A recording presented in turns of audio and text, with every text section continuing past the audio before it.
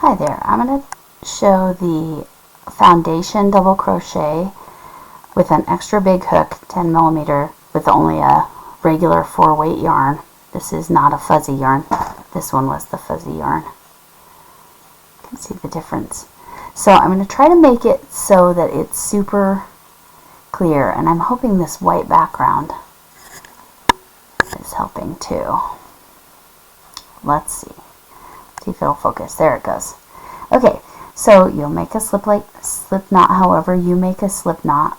I twist it around and then pull through. Okay, and I'm deliberately doing a really big hook so we can see exactly what's happening.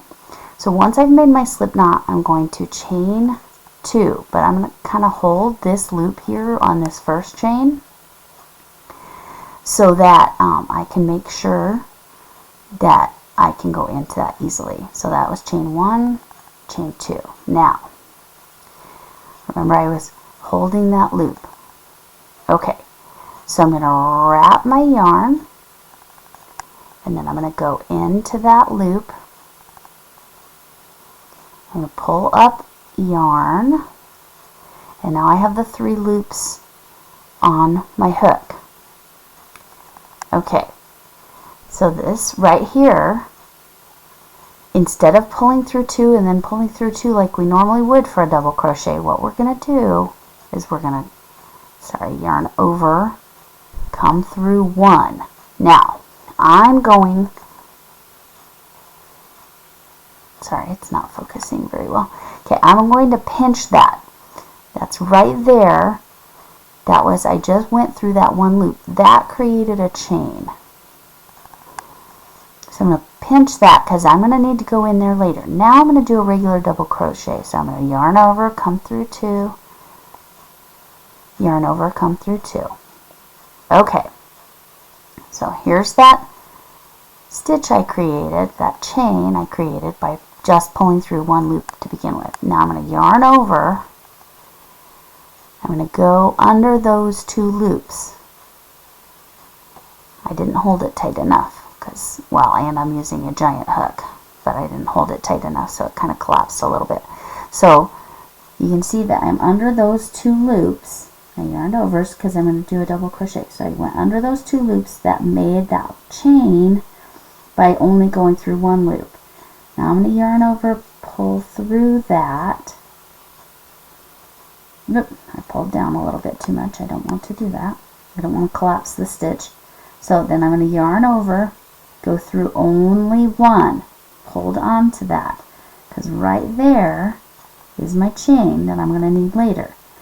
And then yarn over, pull through 2, yarn over, pull through 2. Okay, one more time. Yarn over.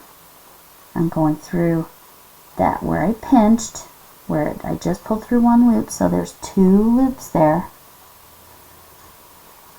And then I'm going to yarn over and pull through that, so we have our 3 loops on there. And then yarn over, pull through 1, sorry about my phone, pinch that, yarn over,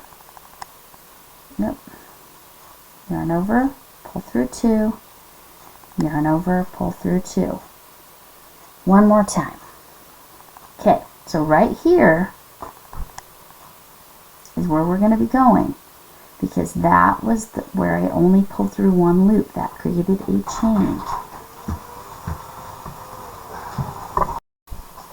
Alright, so there's that chain that we created by pulling through 1 loop. Okay, yarn over, go underneath those 2, like you would in the chain or in a stitch. So there's 2, the V is on top.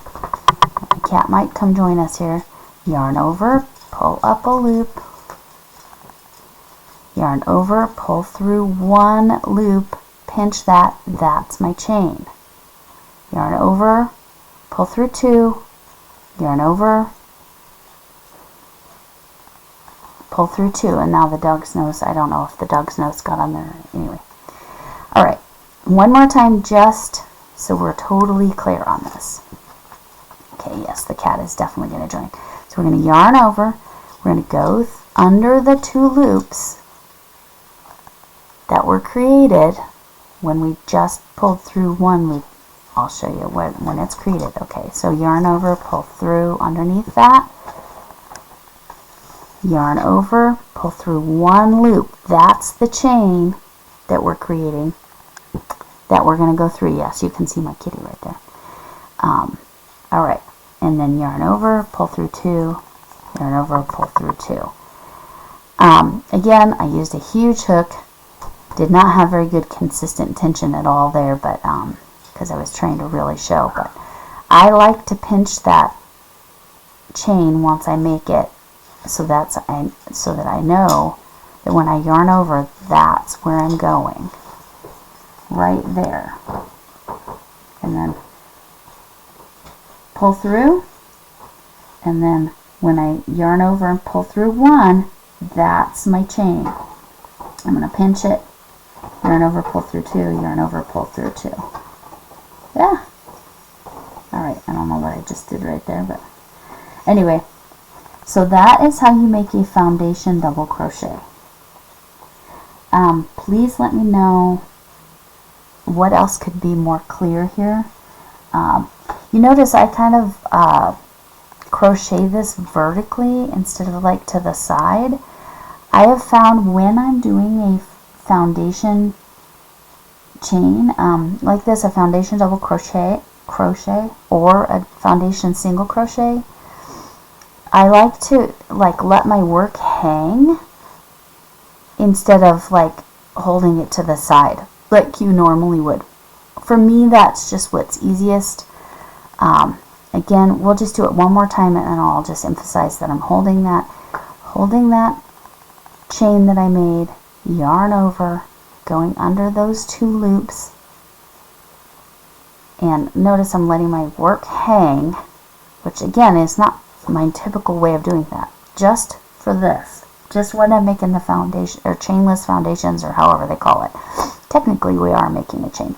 So I have my 3 loops, yarn over, go through 1. There's my chain. I'm going to pinch it, yarn over, go through 2. Sorry about my phone. Yarn over, go through 2. Alright, so again, I let my work hang vertically. This is, again, not at all my typical way. Normally we hold our work like this, but I let it hang vertically. Sorry, the focus is going a little crazy. There it goes. I let it hang vertically for this because then it's easier for me to see that chain.